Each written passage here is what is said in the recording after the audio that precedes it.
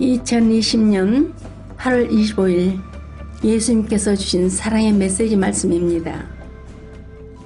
코로나19라는 전염병이 전 세계로 창궐하여 모든 사람이 힘들어할 때 나는 세상 자녀들이 회개하기를 기도하며 그에 상응한 극심한 고통을 봉헌하면서 임종 직전까지 갔었다. 그런데 8월 15일 예수님께서 한 번의 기회를 더 주셔서 살아났다. 그러던 어느 날 기도하던 중에 나주 성모님 동상과 공사 중인 별관이 태풍에 피해 입는 모습이 어렴풋하게 보였다.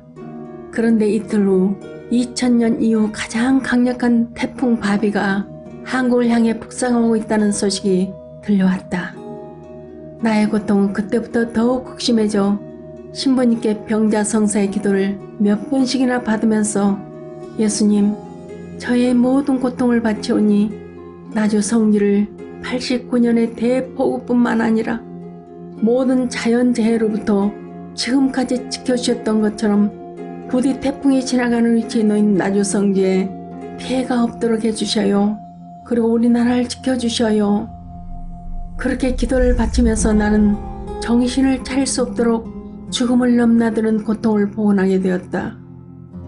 마약성 진통제까지도 몇 번씩 복용했으나 소용이 없었고 밤새 고통으로 몸부림하는 날들이 계속되었다. 그러면서도 나는 컴퓨터 뉴스에 뜨는 태풍 바비의 예상 경로에 대고 계속 애타게 예수님을 부르며 태풍을 더 왼쪽으로 돌려주세요 하고 기도했다. 그런데 놀랍게도 날이 갈수록 태풍 바비의 예상 경로가 서쪽으로 틀어지는 것이었다. 그러나 그만큼도 감사하지만 조금만 더 틀어주시라고 기도하던 중 25일 새벽 3시에 예수님의 음성이 다정하게 들려왔다. 지극히 사랑하는 내 작은 영혼아, 보석 영혼인 너의 피나는 희생과 보석으로 바치는 그 고통의 잔에 조금만 더 채우라고 한지도 10년이 지났구나.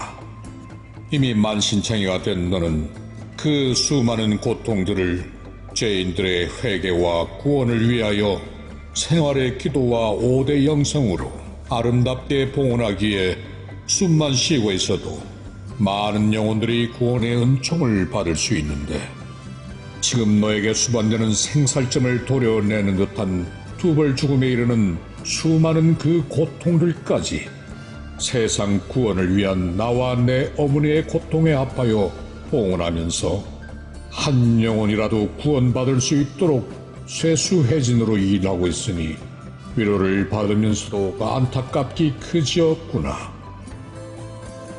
사랑하는 귀염둥이 내 아기야, 멸망의 위기에 찬 이 세상 가운데에서 네가 바쳐주고 있는 희생은 너무나 감미로워 성부 아버지께서도 감동하시고 지킨 내 마음과 내 어머니의 위로인데, 단말마의 고통까지도 아름답게 봉헌하며 바치는 너의 기도를 어찌 들어주지 않겠느냐. 나는 언제나 너와 함께 할 것이다. 딸아, 이번에 태풍을 네가 바라는 대로 비켜가게 할 것이다. 하지만 네가 죽음을 넘나들며 바친 사랑과 희생과 보석의 기도를 모르는 믿음 약한 이들이 어찌할 수 있겠느냐. 속인들은 기상청을 비웃을 것이나 하늘나라의 신비를 알 수 있는 특권을 받은 너희와 들을 귀가 있는 이들은 알아들을 것이다. 그러나 다음번에는 나도 기약할 수 없단다.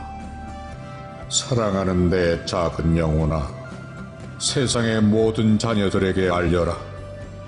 나와 내 어머니는 내 작은 영혼을 통해 전대미문의 수많은 징표들을 지속적으로 보여주며 지금 세계 여러 곳에서 계속 일어나고 있는 수많은 재난에 대한 구제책이 무엇인지를 중언부언해 가면서까지 그렇게도 애타게 수없이 말했다.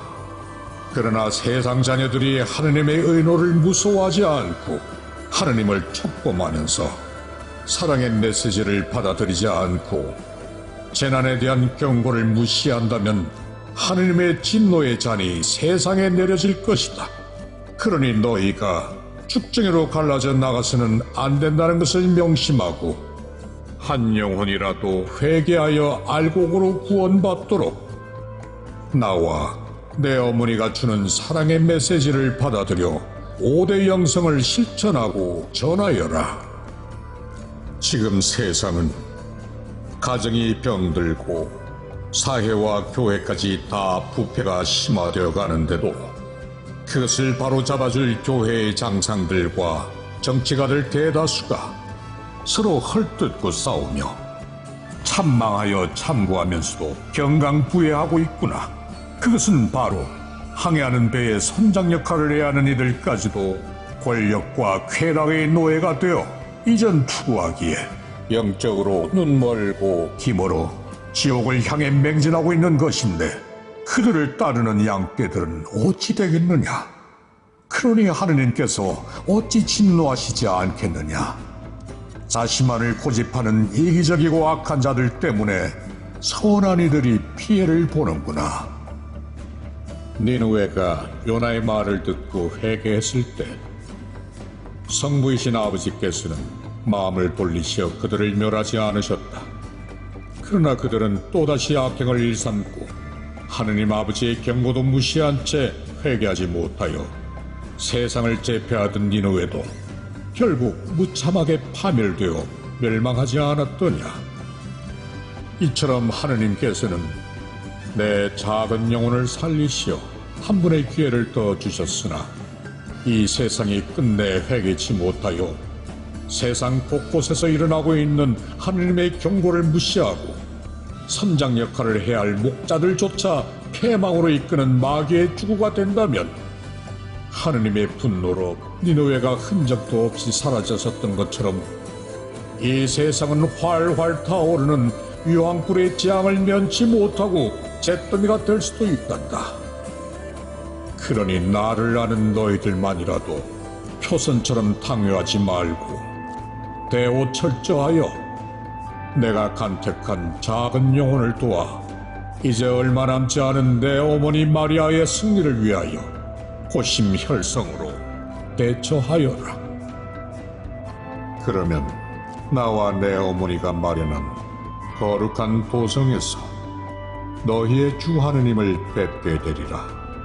그날의 동산에서는 새 포도주가 흘러내리고 언덕마다 젖과 꿀이 흘러넘치게 하여 영원 무궁토록 너희와 함께 할 것이다 라고 했던 나의 말이 그대로 이루어질 것이다. 나는 예수님의 말씀을 들으며 너무나 감사하면서도 동시에 깜짝 놀랐다.